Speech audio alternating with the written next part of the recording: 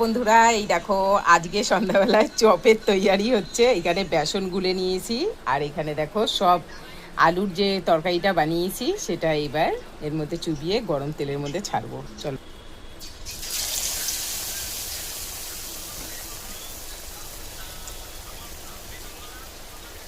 আরেকটা ছাড়বো পাশে, নাকি একটা একটা করি যদি ছাঁচা দিয়ে সরাতে বল।